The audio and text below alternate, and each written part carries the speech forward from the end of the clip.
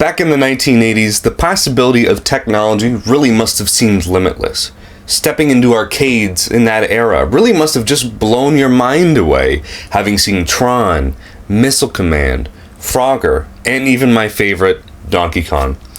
The graphics and sound of this era were really good, really top-notch at the time, and so much so it would have you coming back spending the lunch money your mom gave you on arcades instead.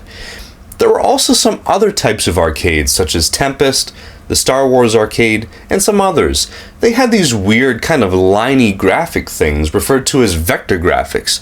Now, some people may think that they're kind of primitive by today's standards, but I think they're really cool. You bet your asteroid. What's that? You don't know what vector graphics are. Alright. Well, I am here to educate you after all. So, if you're ready for a history lesson, why don't you buckle up and open your video gaming textbooks to page 350. I will tell you all about them. Vector graphics are the use of geometrical primitives such as points, lines, curves, and shapes or polygons, all of which are based on mathematical expressions to represent images in computer graphics.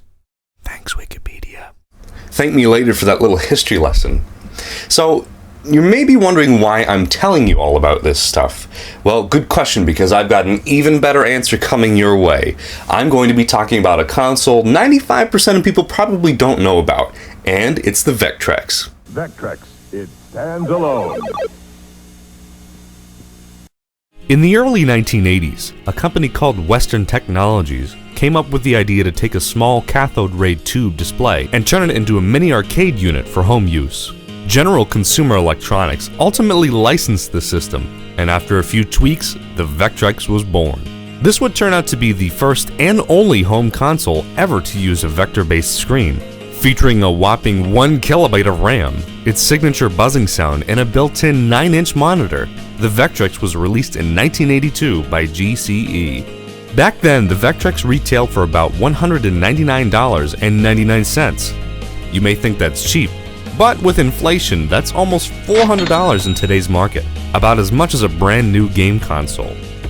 Having received high praise about the system's design, durability, and arcade-like games, you would think this would be a hit, but unfortunately due to the oversaturation of games, systems, and even clone consoles such as the millions of Pong consoles that came around during that era, it was just another victim of the North American video game crash of 1983.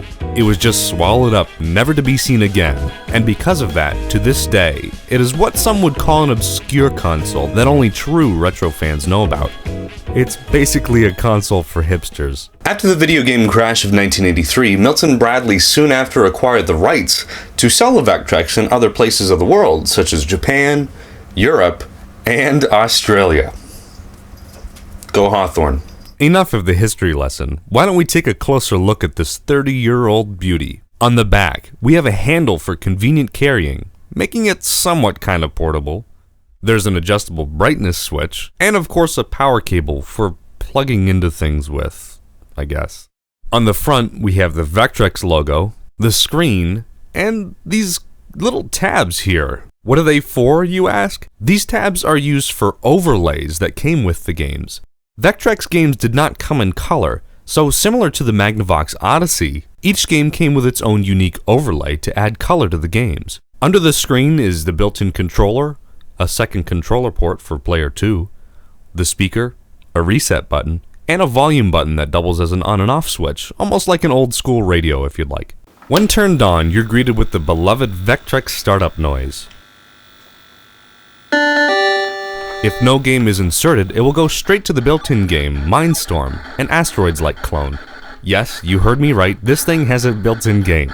This really was an all-in-one console back in 1982. Nowadays, all-in-one consoles are all about TV, MTV, TV. and this too. Call of Duty. One